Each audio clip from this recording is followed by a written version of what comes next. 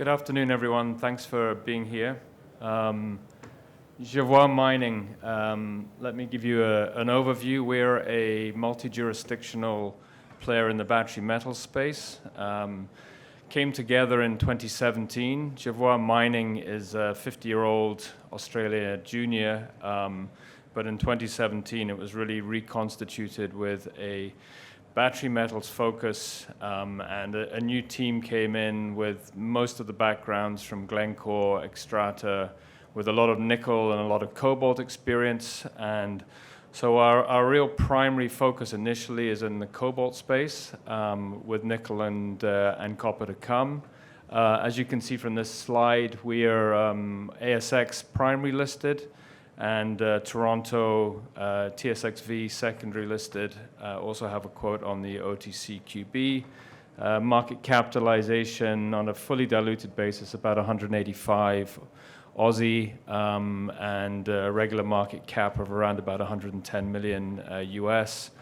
We had 12.5 million roughly on the balance sheet at the end of January, so sufficient cash to certainly take us through the DFS that we're doing on Idaho and the drilling that we're currently doing in Uganda. So with that, I'll move forward to the next slide. So again, really, when the company was put together, there was a vision for a multi-jurisdictional approach. Within Jervois itself, there was a large nickel laterite called Nico Young in Australia, nickel cobalt, very similar to clean tech. At the time we reconstituted the company, Nico Young, as I say, was in a 40 to 50 million junior market cap company. Clean tech at the time was about $750 million, similar asset. And so for initial focus, the team focused on Nico Young, and what it really focused on, because we had the team that ran Murrin for several years in Australia.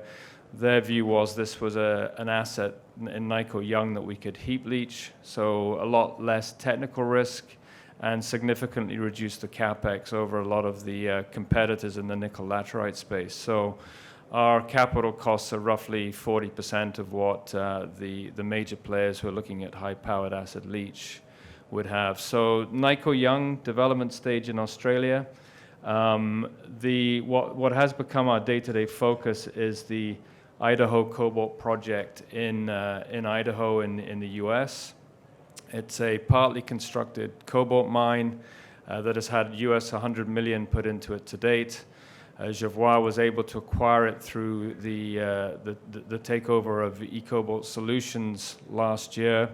It's a strategic asset. It will be the only producing cobalt mine in the US at a time when cobalt is a critical mineral in the US. Again, there's been a lot of capital already spent on it. There's been over 100 million US deployed on it to date. So our approach to Idaho is to redo the DFS, which is largely done. We'll have that process done by the end of March. We'll then move through the project financing phase to finance the project by mid-year, and then move into construction before next winter sets in, which is critical.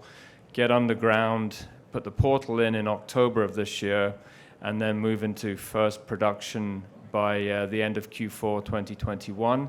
So from a perspective of our peers, we will be, I think, very much differentiated at that point of actually having production and cash flow. We ultimately believe the project does warrant a refinery, and our next step post moving into production would be to look at a refinery in Idaho. There's lots of US state and US federal support for that step, and that would be something that we'd look to do down the road. And then our third area is East Africa. Our view is, if you're going to be in the cobalt space, well over 70% of the world's cobalt supply comes from East Africa, largely from the Congo. We took the decision as a company we didn't want to be in the Congo for a number of reasons, but we have a team and a base in Entebbe in Uganda, and we have a number of exploration tenements around former production. There was a a mine at Kalembe in Uganda that ran for 20 years from the 50s to the 70s and produced some of the highest grades of copper in the world at the time. As a byproduct, not that they did anything with it at the time, they produced a lot of cobalt. So we locked up the exploration licenses around the mine. We're also on public record as being interested in restarting the mine itself. And we have a process going in that regard, so we'll see where that goes. With the mine, there is also an associated refinery 5 miles away called the Kasese Cobalt Company. And we also believe that refinery provides a number of interesting possibilities for a potential battery hub in Uganda, in East Africa. So that's what we're focused on. We're also looking at other development stage projects in Tanzania and in Uganda, and having a base in Entebbe we think is a key part of that process. So day to day, our focus right now is our exploration tenements. We've done a lot of exploration work, found some really significant copper cobalt grades on surface as well as gold, and we're now in the second phase of exploration drilling on some of those targets. So it's an area we're very excited about. Again, I think one of the key differentiators for us as a junior is the team we have. Pick out a couple of people. Peter Johnson ran the nickel side at Glencore for several years, was with WMC as well for a long time, well known in the industry, and has a lot of experience around the world, including in East Africa, and just brings a lot of governance to our board and our team. Bryce, who's our CEO, was one of the team that took Xstrata public in 2002 and has been involved in a lot of East African and global projects, a lot of background in the trading side. So again, brings a lot of knowledge on that side.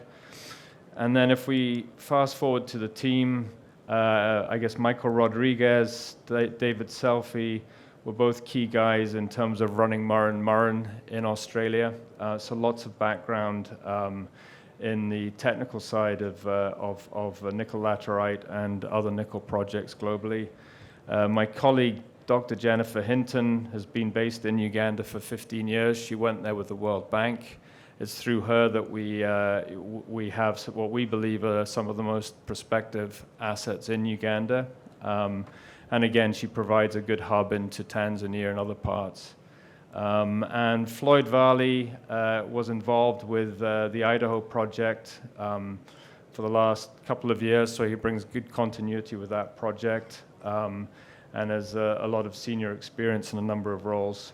And on the exploration side, we have Dean Besser, an exploration geo that's made a number of discoveries around the world and is driving our exploration process in Uganda. So I think, again, for a junior, we have depth across the board and the management team in not only exploration, but also development, production, and trading of cobalt and nickel. And obviously with the East Africa side of it, we will also be bringing on the copper side. We're seeing some pretty nice copper numbers. So that's the team. See if we can move this forward. There we go. So again, our view is we'd like to become the way for institutional investors to play the cobalt space. It's not easy to do so on a standalone basis. Obviously, as I say, we do have nickel and copper as well, and that will develop as we go down the road. But we think we're now number 2 if you look at the cobalt players out there, and our view is to become the go-to player in the space. And just to finish off, just to give you a sense on Idaho, again, we talk about $100 million already being invested. We were very excited to make this acquisition at the low point in the cycle. Again, we picked up a mine that is half built. You can see we have water treatment. We have water ponds. This is where dry stack tailings will go. We'll also backfill as we mine. We've got the ROM pad, a number of the crushers in place.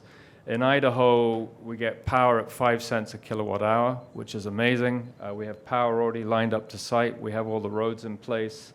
A lot of the earthworks are done. This is where the portal bench will go in October, and then we'll be underground, and it'll be a 365, 12 months a year project. So we're really excited. Again, I think moving into production on the cobalt side in late 2021 will be a big differentiator for us over our peers. So thanks very much for your time.